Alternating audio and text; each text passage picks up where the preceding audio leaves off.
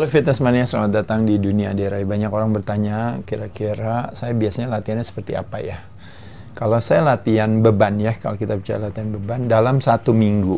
Nah, saya akan berikan 15 jenis latihan favorit saya, kalau teman-teman tahu. Jadi ini latihan favorit. Latihan yang nggak favorit tetap dilakukan juga, karena itu kan kebutuhan juga ya. Tapi di 15 latihan favorit ini saya jelaskan kenapa saya melakukan hal tersebut ya. Kita lanjut dulu, langsung masuk dulu ya. Kalau kita berbicara ini masing-masing otot, di sini ada shoulder, ini ada chest, ya. Ini ada back, ini ada arms, ya. Ini ada legs, dan terakhir ada abs, ya. Totalnya kurang lebih ada 15 jenis latihan nih teman-teman yang saya lakukan ya. Jadi salah satu latihan yang favorit saya yang saya lakukan, kalau teman-teman tahu, itu adalah shoulder presses. Saya menggunakan plate loaded.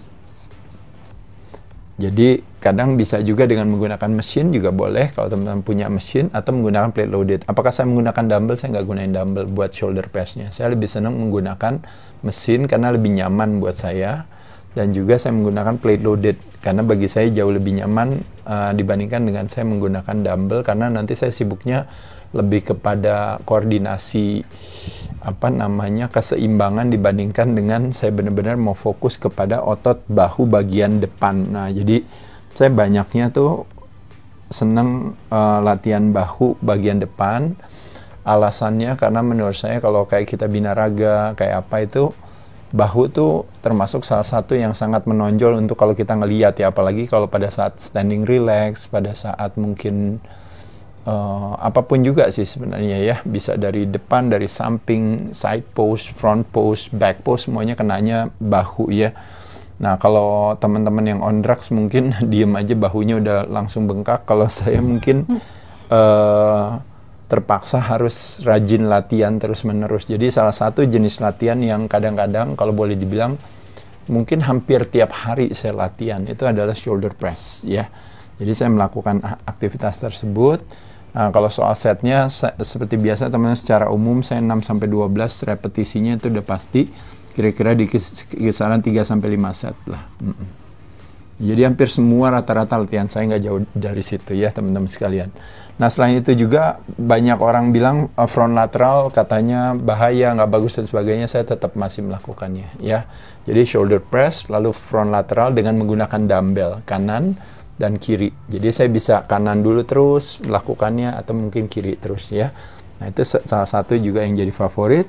Side delts saya lakukan sekarang, saya lebih nggak mau ego lifting. Dulu ngangkat side deltoid, saya ngangkatnya dengan beban yang berat sekali gitu ya. Tapi kita tahu seharusnya posisinya seperti ini, tapi yang ada saya ngangkatnya seperti ini, sehingga memungkinkan saya untuk mengangkat beban lebih berat. Tapi stres yang diterima oleh bahu bagian samping saya tidak terjadi. Makanya kenapa saya taruh ke sana. Jadi bukannya di sini, tapi saya taruh ke sini. Baru saya lakukan, saya agak naik sedikit ke atas. Pada saat itu saya merasakan lebih optimal. Jadi dengan 10 kilo, dengan 12 kilo aja maksimal, saya rasa saya udah bisa dapetin. Jadi ini adalah 3 jenis latihan delts yang saya ini. Kalau ditanya nggak latihan rear delts-nya, saya latihan. Rear delts termasuk yang saya kuat. Dengan dumbbell, lalu dengan rear flies gitu ya. Itu saya lakukan juga ya, masuk. Tapi di sini kita ngomongin soal yang favorit ya. Jadi alasan favoritnya lebih kepada priority training principle, yaitu adalah karena otot-otot inilah yang bagi saya pribadi, kalau teman-teman tahu, jenis latihan yang menurut saya punya weak point di sana gitu. Jadi saya mau mengedepankan itu. Makanya priority training principle adalah memprioritaskan jenis latihan yang kita dahulukan gitu, atau kita utamakan pada saat dimana kita punya tenaga paling banyak, kita fokus kepada weak points kita gitu. Nah, weak point kita adalah kebetulan kalau saya merasa adalah si bahu saya. Makanya kenapa front delts dan side delts itu menurut saya yang weak point saya. Rear delts saya nggak merasa weak point, makanya kenapa santai aja. Jadi ini kurang lebih itu. Lalu chest pun juga sama, teman-teman kan bisa dengan compound movement, bisa dengan isolation movement. Tapi kalau seandainya chest, saya latihannya yaitu adalah incline press dengan menggunakan Smith machine kalau saya. Nah, menurut saya dengan sudutnya kurang lebih di bawah 30 derajat kira-kira. Nggak sampai 45. turunin ke bawah dikit, bahkan kurang dari 30 juga nggak apa-apa. Nah menurut saya karena apa? Karena dada bagian atas saya merasa kurang, makanya kenapa saya latihan chest, saya dahulukan ini. Kalau teman-teman tahu, biasanya ini pasti saya latihan, pasti salah satu favorit saya. Terlepas daripada saya kuat di decline, saya kuat di mungkin di fly, saya kuat di mungkin di beberapa otot lain, tapi saya merasa saya kurang di upper chest saya, makanya kenapa saya latihan ini. Lanjut lagi, yaitu back.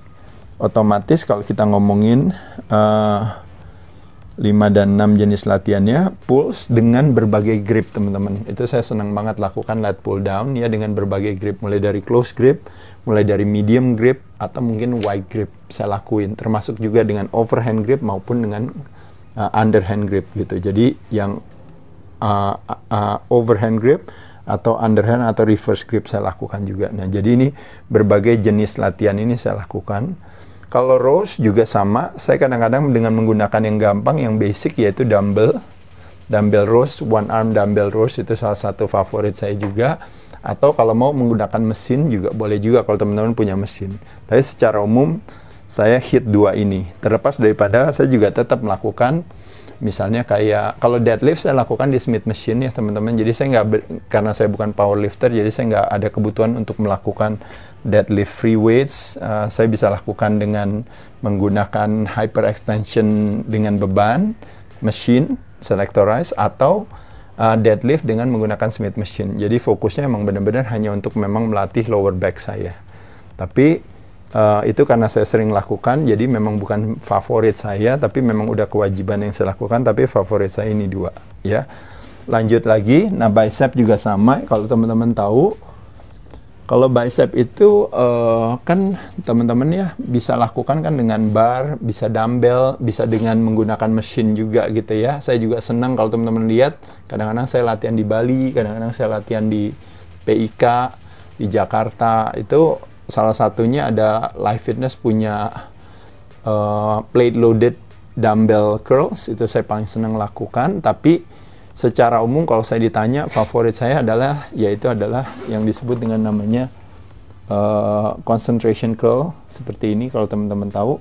Jadi saya benar-benar fokusnya lebih kepada, karena saya merasa selama ini kalau saya sekedar cuma bicep normal biasa dengan dumbbell, dengan barbell, dengan mesin, itu semua kenanya di otot yang sama gitu. Tapi dengan saya sedikit memberikan sudut saya miring seperti ini, saya merasa ada satu yang namanya pendekatan baru yang membuat bicep saya jadi lebih kalau teman-teman jadi lebih full ya. Terutama kalau kita ngomongin bicep kan ada yang namanya bicepsnya, ada brachii gitu ya, ada brachialis gitu ya.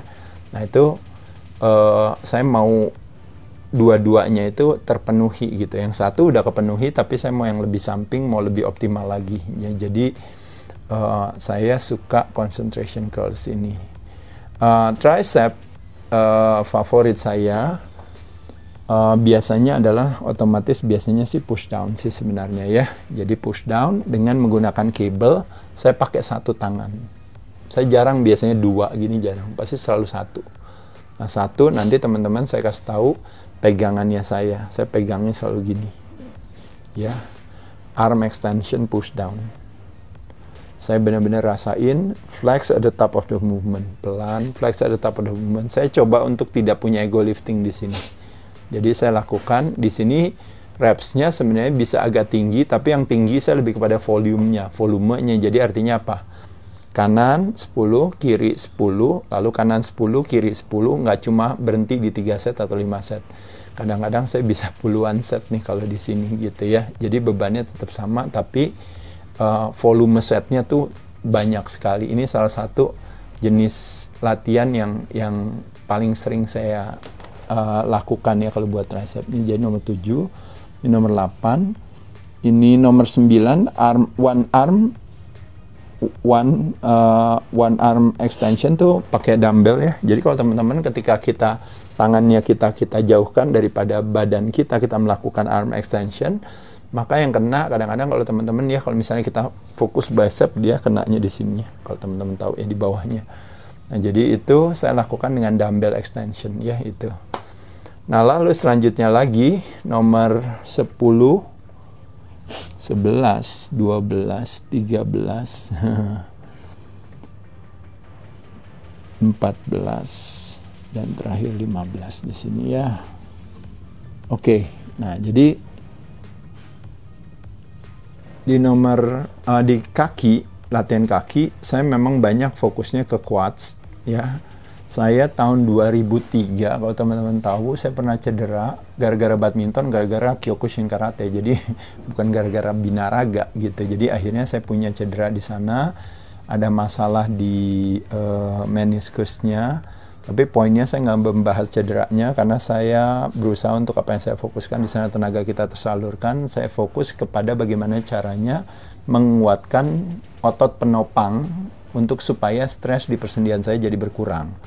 Nah, makanya beberapa gerakan yang saya lakukan, salah satunya adalah saya melakukan squat, tapi saya lakukan sumo squat.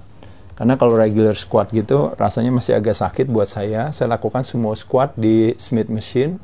Saya banyak fokus lebih banyak ke inner thighs sama ke glutes-nya. Nah, itu salah satu favorit saya. Nah, makanya kenapa kadang-kadang saya nggak pernah lakuin yang namanya hip thrust atau apa, jarang saya lakuin justru dengan sumo squat, saya dapetin si shredded glutes saya.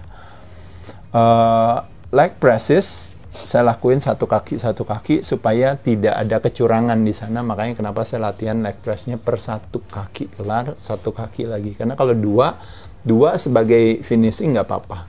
Tapi kalau beneran mau fokus, saya fokus ke satu kaki supaya memberikan kesempatan kepada saya untuk benar-benar konsentrasi ke otot yang saya targetkan ya. Lalu yang nomor 12 yaitu hack squat ya. Jadi kalau tadi leg press kita dorong, bebannya yang bergerak. Nah, kalau kitanya yang bergerak naik turun itu melakukan yang namanya hack squat. Ya, jadi hack squat termasuk salah satu yang juga saya jalankan. Kadang-kadang saya bermain di yang namanya stance-nya, teman-teman. Kadang-kadang stance-nya saya di jam 1 sampai jam 11. Yang agak lebih lebar, kadang-kadang saya mau coba masuk ke stand-nya ke jam, bahkan ke jam 11 sama jam berapa ya kalau ke sini? Sama ya? Sama. Ya, 1 sampai 11 ya ke sini ya, sama. kalau hitungannya. Cuma yang kanan yang kiri, yang kanannya yang jam 11, yang kirinya yang jam 1. Nah, itu jadi ada yang masuk, ada yang buka, ada yang lebih lebar. Saya coba variasi berbagai stance itu ya. Terlepas daripada secara teoretis mungkin nggak tahu ya, sebenarnya sama aja. Lalu saya menggunakan pendulum squats. Menurut saya ada range of motion di sana yang luas, yang gede, yang bisa saya manfaatkan. Ini nggak bisa berat-berat di sini gitu ya. Tapi saya merasa begitu banyak dapat manfaatnya. Latihan di nomor 14 adalah sebenarnya ini hamstring dan calf adalah sesuatu yang menjadi kewajiban saya aja gitu. Iya, kayak standing calf raises atau seated calf raises itu sesuatu yang sederhana. Hamstring juga sama, kadang-kadang seated hamstring gitu, leg curl, atau misalnya yang prone leg curl juga, itu juga. Jadi ya saya anggap itu latihan yang memang udah dilakuin aja gitu ya, biasa aja, nggak gimana-gimana. Dan yang terakhir latihan abs, yaitu adalah kenapa hanging leg raises? Karena saya mau hit yang namanya lower abs-nya dulu gitu. Setelah lower abs-nya capek, baru saya latihan upper abs-nya, which is adalah crunches juga gitu ya. Tapi kalau ditanya favorit, saya favoritnya ke hanging leg raises, merasa seolah-olah karena kalau lower abs-nya udah keras itu menurut saya itu sebenarnya bisa jadi salah satu representasi kalau badan kita tuh siap gitu kalau lower abs-nya juga keras gitu. Makanya kenapa senang rajin latihan lower abs, apakah dengan bergelantungan hanging, apakah seated ya leg raises, maupun juga kadang-kadang sering misalnya lying leg raises ya. Dan teman-teman sekedar berbagi, kadang-kadang orang sering tanya sama saya kira-kira favoritnya saya latihan seperti apa. Nanti saya akan buatkan video prakteknya ya dari apa yang saya lakukan. Tapi ini sekarang saya ngomongin secara teoretis aja dulu, dalam arti bahwa alasan kenapa saya, karena ini juga based on personalize ya teman-teman ya. Jadi artinya jenis-jenis latihan yang saya tadi sampaikan ini adalah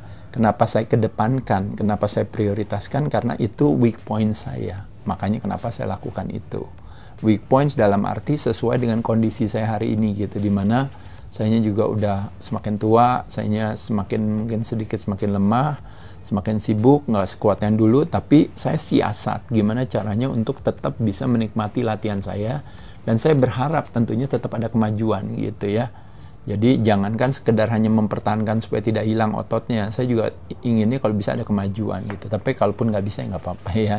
Tapi demikian beberapa poin-poin dari alasan saya kenapa menjadikan 15 latihan ini sebagai latihan yang favorit bagi saya. Ya mudah-mudahan bisa menambah wawasan buat teman-teman juga. Terima kasih udah memberikan kesempatan pada saya untuk berbagi. Dadah.